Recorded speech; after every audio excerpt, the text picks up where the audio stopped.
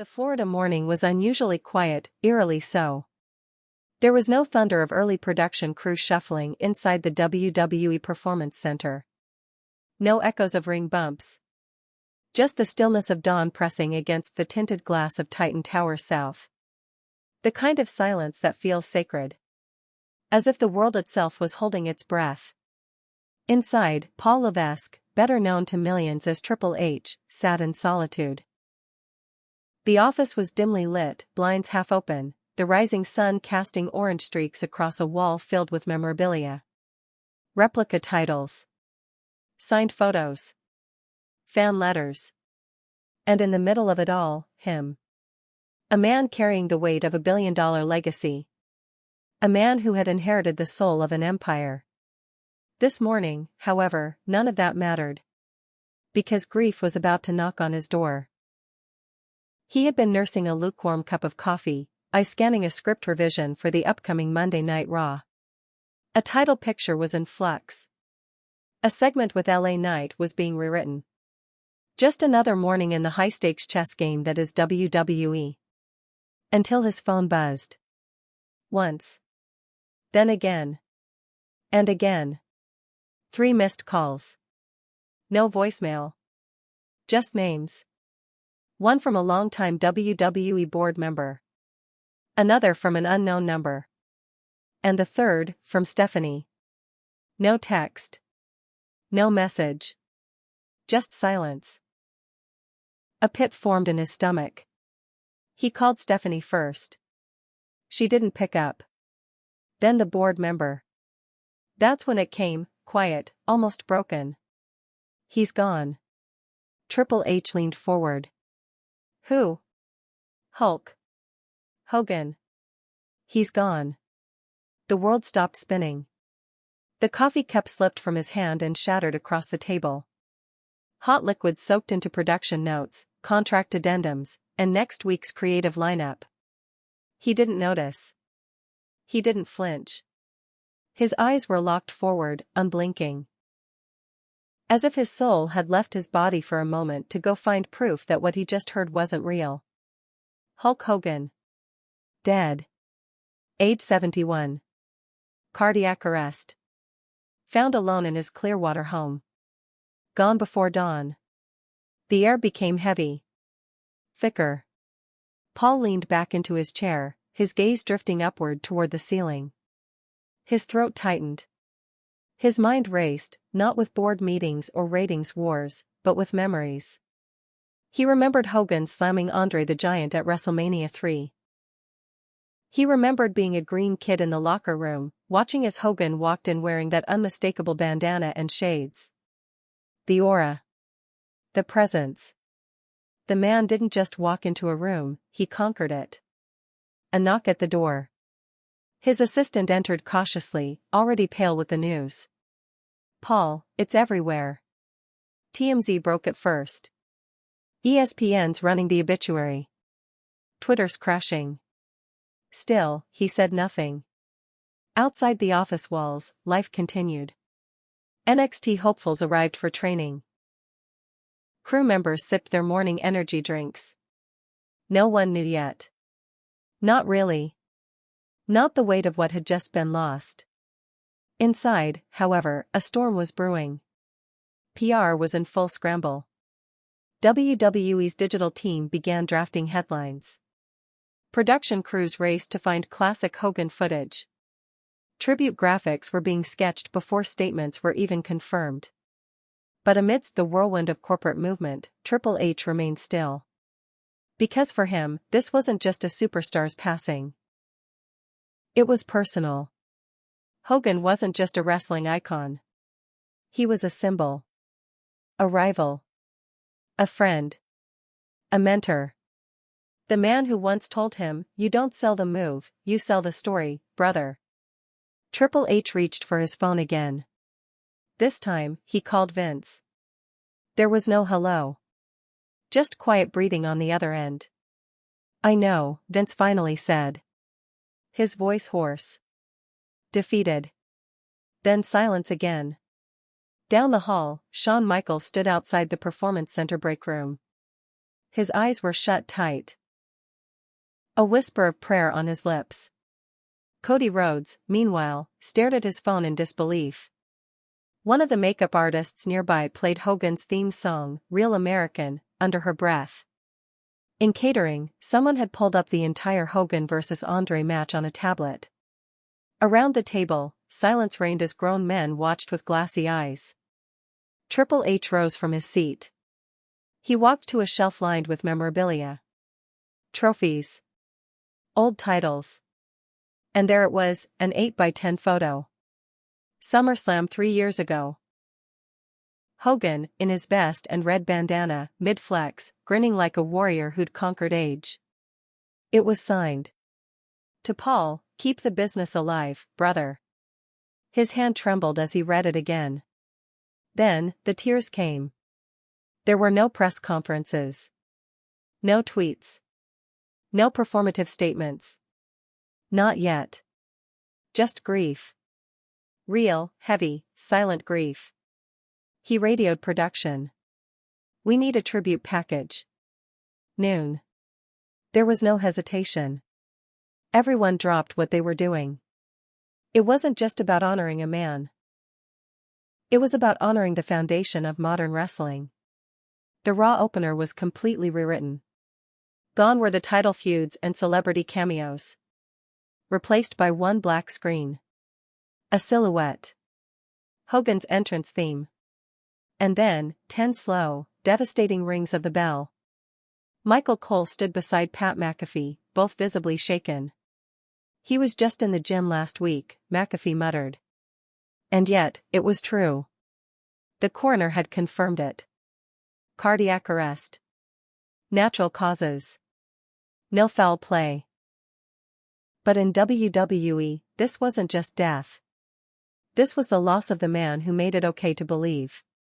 Who taught a generation to say their prayers, eat their vitamins, and never give up. The man whose silhouette still haunts the very logo of WrestleMania. Phone calls flooded in from every corner of the industry. Roman Reigns. John Cena. The Undertaker. Randy Orton. Brock Lesnar. Some were in tears. Some couldn't speak at all. All of them shared the same sentiment, they owed their careers. Maybe even their childhoods, to Hulk Hogan. Cena boarded a red-eye flight without telling anyone. He didn't come for the cameras. He didn't even post about it. He came for Hogan. Triple H retreated to guerrilla position. Vince's old command center. The place where dreams are built and crushed in the same breath. He sat in Vince's chair. For a long while, he didn't touch anything. Just stared at the screens. Empty. Black. Then he grabbed a pen. Not a stylus. Not a tablet. A pen. He began scribbling. He was the first. The loudest. The reason we dared to dream, no. He scratched it out. Terry Bollea gave us Hulk Hogan. Hulk Hogan gave us ourselves. Still not right. How do you write an epitaph for the man who was wrestling? Memories poured in. Backstage ribs. Advice Hogan whispered before matches. The way he'd pull a young talent aside and say, brother, if you ain't feeling it in your gut, don't do it. Triple H walked to the private camera room. Alone. He turned it on. No lighting crew. No production assistant. I don't know how to start this. I wish I didn't have to, he whispered. He inhaled sharply. Hulk Hogan wasn't just a character. He was the spark. The fire. The thunder. The reason a kid like me ever thought I could stand in that ring and matter. He looked down. Then up. And now, he's gone. But what he gave us? That's eternal. He reached forward and ended the recording. Later, backstage, John Cena entered the locker room. Quiet. No entourage. No publicist. Just him and a yellow bandana. He sat down on the bench. Held the bandana in his hand. You don't get it, he said softly. I wouldn't be here. None of us would. He laid the bandana down next to him. No debate. Production worked around the clock to compile decades of Hogan's legacy. From the Golden Age to his NWO heel turn. From Mr. America to the Hall of Fame. Triumphs. Scandals. Comebacks. Redemption arcs. Triple H made one thing clear: don't sanitize it. Don't paint a saint. This is about the truth. About the full picture. Let people see the man. Later that day, he called Vince again. You sure you don't want to say something? There was a pause. No cameras, Vince said. But yeah. I'll write something.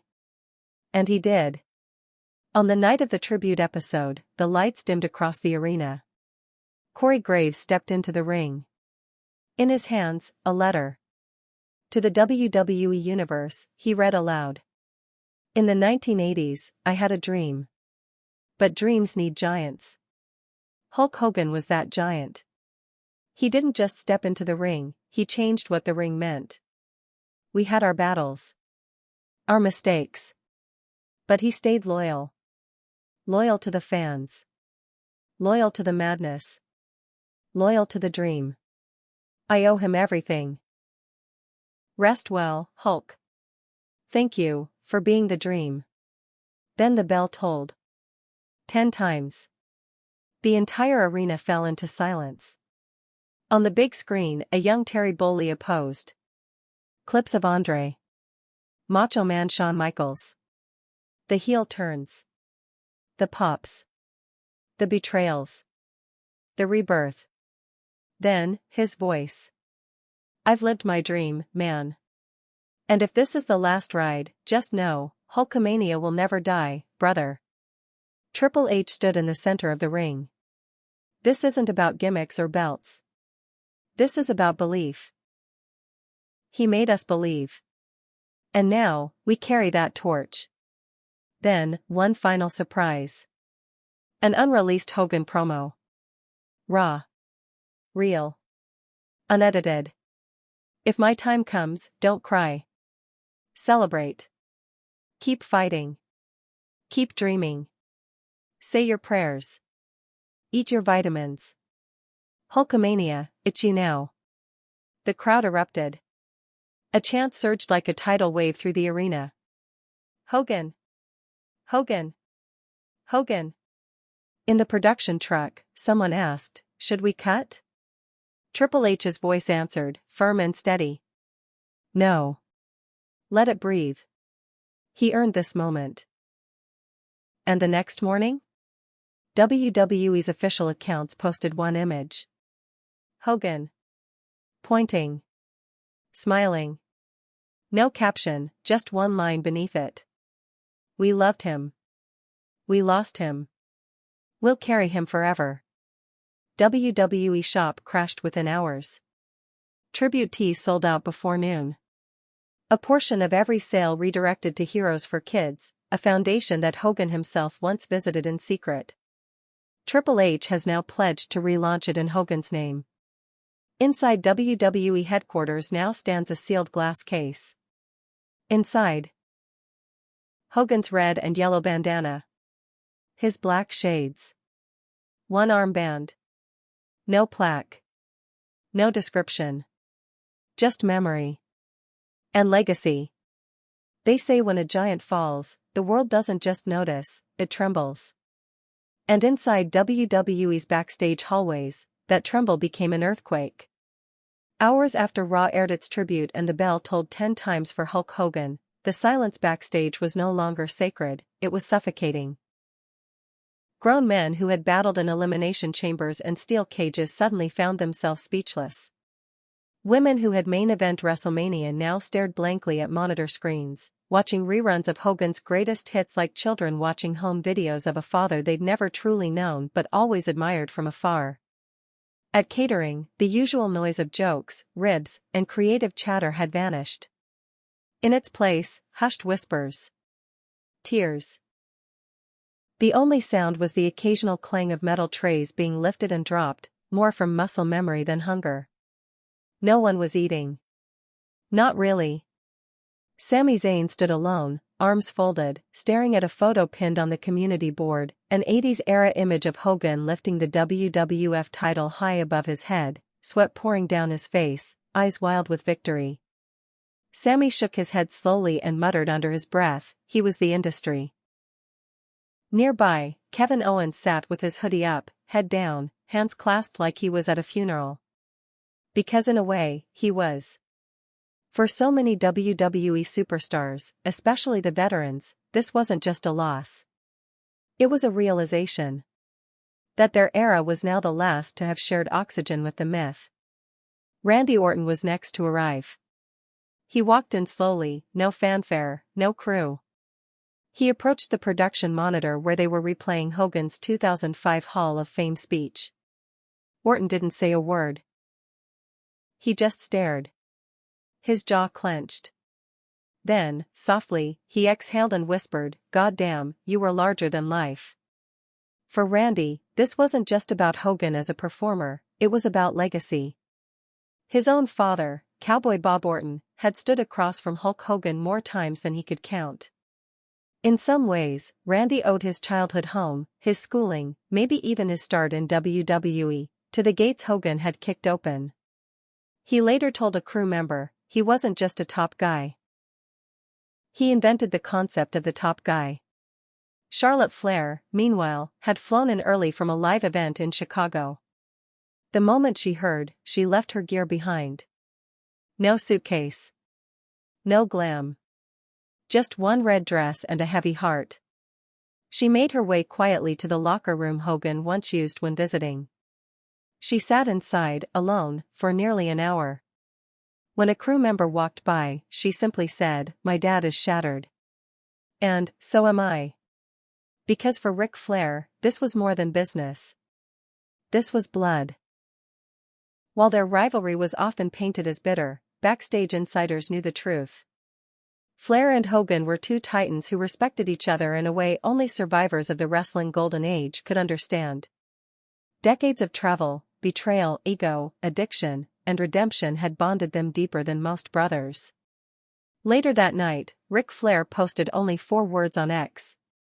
"He was my brother." And for once, that was enough. Elsewhere backstage, Roman Reigns arrived with Solo Sikoa and Heyman close behind. The moment he stepped in, eyes turned. Not because he was the tribal chief, but because people wondered how a man who now carried the company's future would respond to the death of the man who defined its past.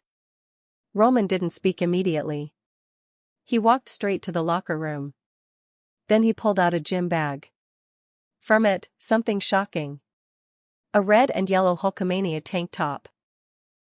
The same style Hogan used to rip off his chest in the 80s. Roman held it up, looked at it for a long time, and said quietly, "He was the first one I ever watched with my dad. I thought he was a superhero." Paul Heyman, standing nearby, said nothing. But for once, the wise man looked visibly shaken. His usual poise was gone. He sat on a bench, ran both hands through his hair, and muttered, "Wrestling won't feel the same without him." Moments later, the door opened. In walked Seth Rollins. Limping slightly, still healing from a nagging knee injury, he wore all black, hoodie pulled low. But when he stepped into the room and saw the tank top in Roman's hands, he stopped. "He was the blueprint," Seth finally said. "I've ripped promos apart trying to capture a fraction of what he had naturally." Roman turned to face him. They exchanged no embrace. No handshake. Just a nod. A shared understanding. Then Rollins added, "Let's do something big. Not for show. For him." That same night, production got word, the locker room wanted a private tribute, no cameras, no audience, no social media. Just wrestlers. So at midnight, in the empty performance center, they gathered. Becky Lynch. The Usos. AJ Styles. Drew McIntyre. Bianca Belair. Kevin Owens. Asuka. Edge. No entrance music. No mics. They stood in a circle around the ring. Some held candles. Others just held their heads low. And then, the Undertaker walked in. Unannounced. Unexpected. Wearing a plain black coat and wide-brimmed hat. It was the first time some newer talent had seen him in person. He stepped into the ring, raised a single gloved hand, and said, "He gave me my start. He also gave me my fear." That crowd, that energy, it was all him. And we were just trying to catch up. Silence followed. Until Xavier Woods stepped forward, holding a classic LJN Hulk Hogan action figure. He raised it in the air and said, "My dad gave me this when I was 5. I didn't know what kayfabe was. I just knew I believed in him." Tears rolled down his cheeks. He placed the figure on the center of the mat. Then, one by one, the superstars placed items beside it. A wristband. A photo. A replica belt. Until finally, the ring became a makeshift shrine. Triple H entered last. He looked at the shrine, then around the circle. "He changed our lives," he said. "Not with money. Not with fame. With hope. With the idea that anyone could be something bigger than themselves." He paused.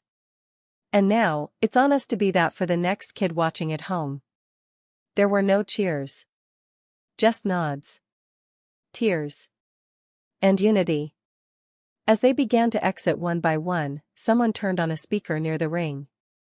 Hogan's voice filled the room once more. "Train. Say your prayers. Eat your vitamins. Believe in yourself."